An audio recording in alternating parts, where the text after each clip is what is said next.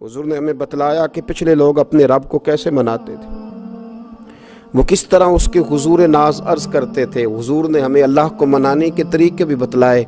फरमाया जब माँ बाप दुआ मांगेंगे औलाद के हक में तो वो मान जाएगा। हुजूर अलैहिस्सलाम ने फरमाया जब मुसाफिर दुआ मांगेगा तो अल्लाह मान जाएगा। फरमाया मेरे रसूल करीम ने कि जब बीमार दुआ मांगेगा तो अल्लाह मान जाएगा। और सैयद आलम अलैहिस्सलाम फरमाने लगे जब तुम्हारे ज़ईफ़, कमज़ोर, मजबूर लोग दुआ मांगेंगे तो अल्लाह मान जाएगा। और हुजूर ने फरमाया जब तुम फ़र्ज़ अदा करके दुआ मांगोगे तो अल्लाह मान जाएगा।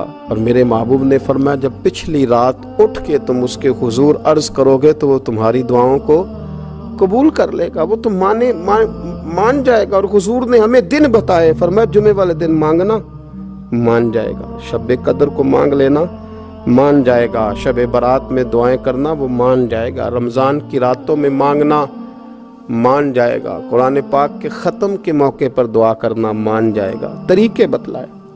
अब ये है कि हमने तो मांगना था ना उसकी बारगाह में, हमने तो हाजिर होना था, हमने तो जाना था।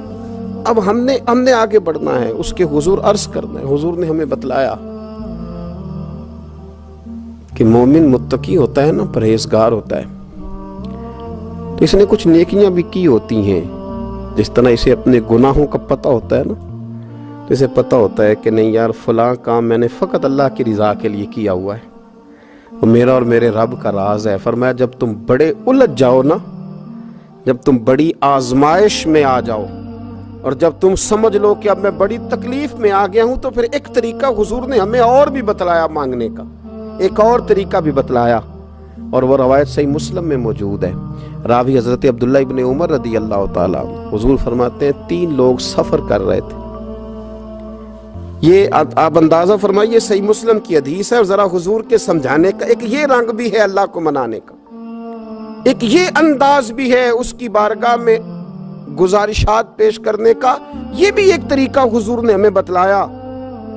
अगरचे अपनी नेकियों को छुपाना चाहिए, नेकियां जो छुपी हुई होती हैं वो कीमती होती हैं, वो कीमती चीज़ें होती हैं जो लोगों ने छुपा करके रखी होती हैं। हज़रत अब्दुल्ला इब्न उमर फरमाने लगे कि नबी पाक सल्लल्लाहु अलैहि वसल्लम फरमाते हैं 3 लोग सफ़र कर रहे थे, रास्ते में तूफ़ान आ गया, तेज़ बारिश शुरू हो गई। तो हुजूर फरमाते हैं वो तीनों बारिश से बचने के लिए एक गार में छुप गए। हमको पता है पुराने ज़माने के अंदर गारें होती थीं और लोग जब सफ़र करते थे लंबे तो पत्थरों और पहाड़ों के बीच में से सफ़र करते थे। वो गार के अंदर चले गए। अब चूंकि तूफ़ान बहुत ज़्यादा था, जब वो गार के अंदर चले गए तो अल्लाह के प्यारे हबीब सल्लल्लाहु अलैहि वसल्लम फरमाते हैं पत्थर ऊपर से लुढ़कता हुआ आया और गार के मुंह के आगे आके उसने गार को बंद कर दिया। अब इतना तेज़ और इस मजबूती के साथ वो पत्थर लगा और इतना सही फिट हुआ कि अंदर रोशनी आनी भी ख़त्म हो गई। अब 3 लोग हैं। थोड़ी देर तो वो परेशान रहे कि शायद अब कभी बच नहीं सकेंगे, शायद चारों जानिब अंधेरा ही है और अंधेरा ही रहेगा, शायद यहाँ से निकलने के लिए अब हमें कोई रास्ता मुयस्सर नहीं आएगा। वो पहले तो परेशान हुए, फिर कहने लगे यार इस तरह करो, जरा गौर कीजिएगा मेरी बात पे। फरमाया इस तरह करो, अगर कोई जिंदगी में नेकी की है ना तो जरा उस नेकी को याद तो करो और याद करके उस मालिक के हुजूर अर्ज तो करो, वो करीम है, कोई आखो शायद मन जावे ते गल कम ततड़ी दा बन जावे, अर्ज तो करो। तो उनमें से ये आप अंदाजा फरमाइए, ये बात बयान कौन कर रहा है? ये मदीने वाले रसूल बयान कर रहे हैं, ये नबी पाक अलैहिस्सलाम ने बयान फरमाया। ये वो कहानी है जो हमें हमारे नबी पाक ने सुनाई, रसूल करीम अलैहिस्सलाम ने हमें बतलाई। ये दास्तान मोहब्बत।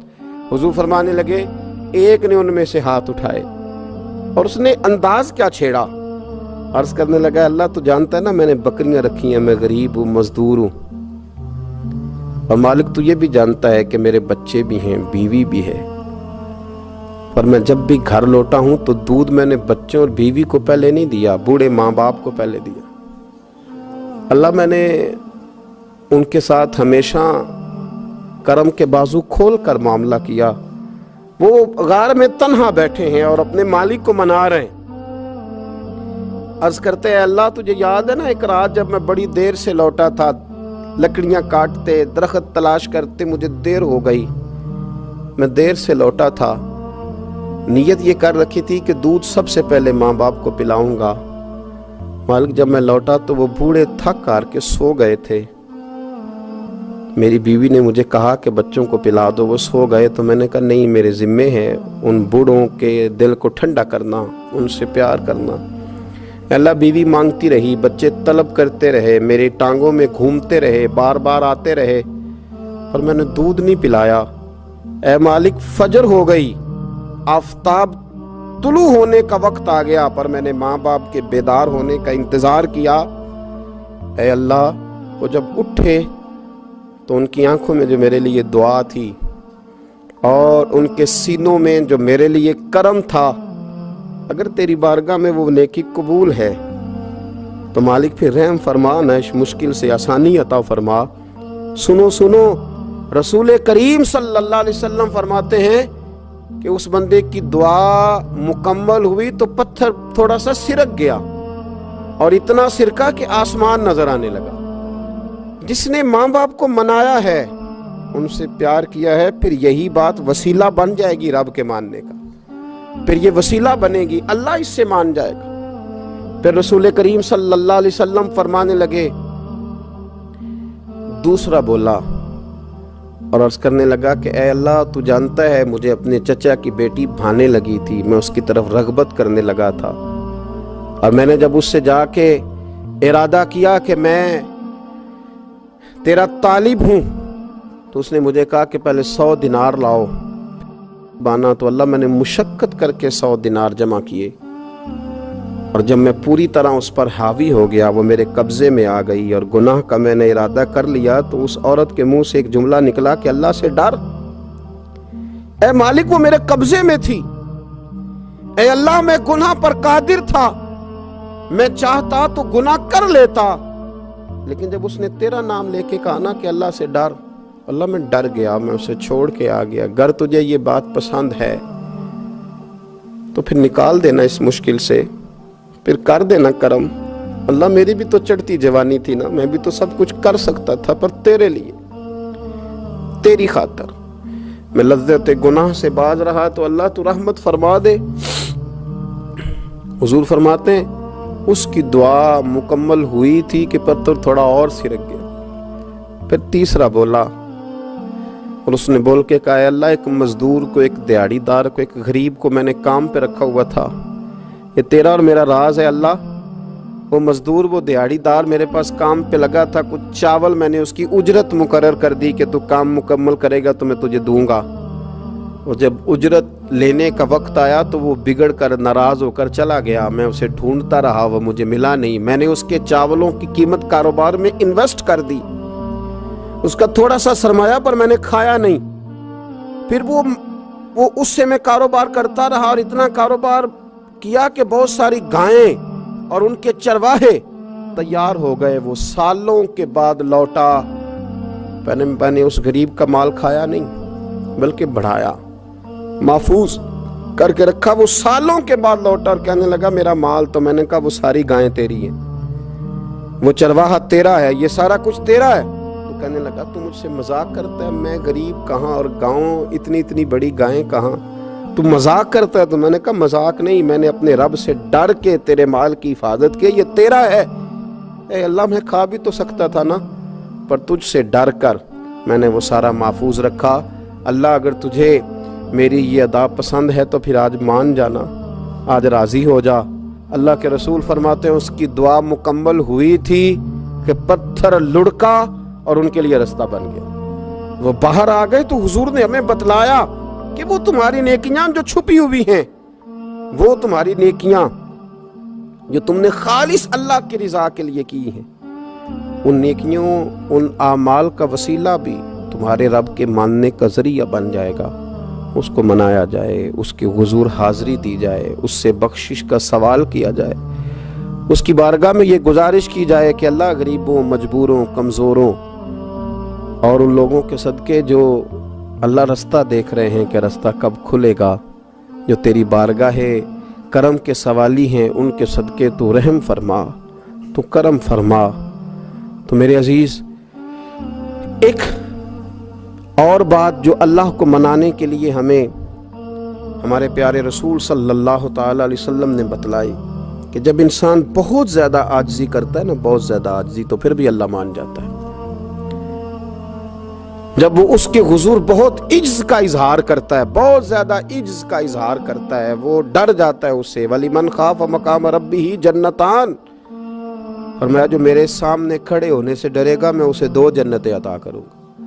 حضرت بابا فرید الدین مسعود گنج شکر بابا صاحب رحمۃ اللہ علیہ فرماتے ہیں کہ ایک نیک نوجوان تھا، دن کو روزہ رکھتا، رات کو نماز پڑھتا، پر اللہ سے ڈرتا پھر بھی بہت ہی زیادہ تھا،